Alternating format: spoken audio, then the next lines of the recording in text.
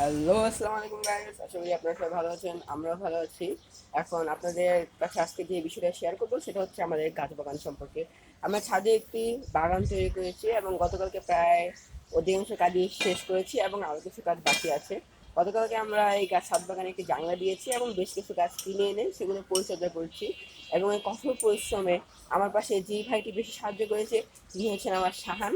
আসসালামু আলাইকুম গাইস। আমরা আজকে এই বাগানের জন্য আমরা আপনাদের জন্য একটা লাইক চাচ্ছি গাইস। আপনারা এই লাইক করে দিলে গাইস আমরা আরো ব্লগ নিয়ে আসবো গাইস। আমরা নতুন নতুন সুন্দর সুন্দর ব্লগ গাইস আমরা এই গাছ এখন হচ্ছে সেই ছাদ বাগানটা যে জানলাটা দিয়েছি সেটা দেখাবো।